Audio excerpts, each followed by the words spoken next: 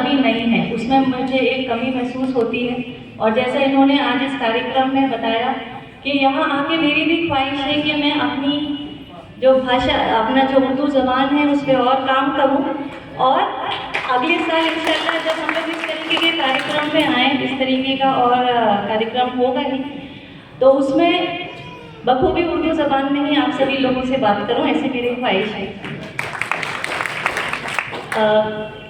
उर्दू बहुत ही मीठी ज़बान है, ये किसी परिचय की मोहताज नहीं है। मेरे से पूर्व में जिन लोगों ने भी अपनी बातें रखी, उन्होंने इसको बाइज़्ज़त बताया कि उर्दू हमारी हिंदुस्तान की ज़बान है, ये किसी संप्रदाय की, किसी मज़हब की ज़बान नहीं है। और जब हम इस तरीके के कार्यक्रमों में बात करते हैं तो खुशी होती है कि यहाँ पर इतने तादाद में लोग आए हैं, और एहसास भी होता है कि जो एक उर्दू से उम्मीद है वो लोगों में अभी भी है। उर्दू मीठी ज़बान है, तहज़ीब की ज़बान है, और जैसे एडीएम साहब ने बखूबी का भावनाओं की ज़बान है।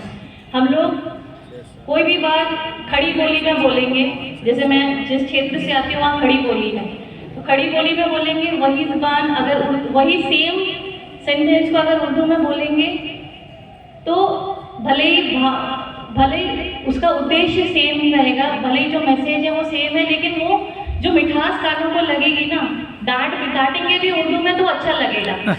तो उसी वो ही हमारी इस ज़बान की सबसे बड़ी स्ट्रेंथ है कि मोहब्बत की ज़बान है। और जो वसीम साहब ने बोला अपने वक्तव्य में कि हमें 3 चीज़ें ही चाहिए, मोहब्बत चाहिए, विल पावर चाहिए और सेल्फ कॉन्फिडेंस चाहिए। अगर ये तीनों हम लोग हर क्षेत्र में जो भी हम अपने लिए चुन रहे हैं, हम हुनर चुन रहे हैं, हम पढ़ाई चुन रहे हैं, हम कोई रोज़गार चुन रहे हैं, कोई स्किल चुन रहे हैं, यहाँ पे बहुत सारे जो नौजवान हैं, लड़के लड़कियाँ दोनों हैं, तो हमने अभी अपने जीवन में जो एक चीज़ करना है कि हमें जुनून चाहिए, जुनून अच्छा करने का, जुनून अपने लिए, अपने परिवार के लिए, अपने समाज के लिए, अपने देश के लिए, और इस पूरी जो मानवता है ना, इंसानियत के लिए हमें अच्छा बनना है। हमें किसी दूसरे का मुंह नहीं ताकना है कि वो हमारे साथ अच्छा करेंगे तब हम अच्छे बनेंगे। हमें अपना व्यवहार से, हमें अपने जो और हमारे एक्शन से ऐसा प्रतीत होना चाहिए और ऐसा करना चाहिए कि हम दूसरे को मोहब्बत फैलाएं, मोहब्बत फैलाते रहें, वो बढ़ती रहेगी, और फिर मोहब्बत और इंसानियत के भरोसे ही आगे जैसे और पहले से और बेहतर हम लोग आगे कर पाएंगे।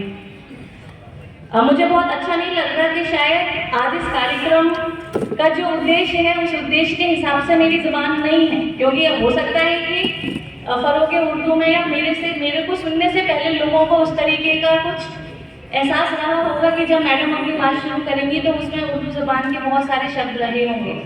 लेकिन प्रशासनिक जो व्यवस्था के तहत भी जब हम लोग बैठकें भी कर रहे हैं, मीटिंग्स भी कर रहे हैं, तो मोस्टली प्रशासनिक भाषा हिंदी भाषा में ही वो जनरली होती हैं, प्रशासनिक हिंदी का ही उपयोग करते हैं। इसलिए मैं बहुत संभल के सोच के शब्दों का चयन करना चाहती हूँ, ताकि उसमें जो थोड़े उर्दू के शब्द का मुझे नॉलेज है वो इस्तेमाल कर सकूँ। इसलिए इसमें थोड़ा सा रुकावट, कहीं पे थकावट, कहीं का फुल स्टॉप और कहीं रुक के है, सिर्फ इसलिए ताकि मैं थोड़ा ज़्यादा आप लोगों से रूबरू हो पाऊँ, कनेक्ट कर पाऊँ।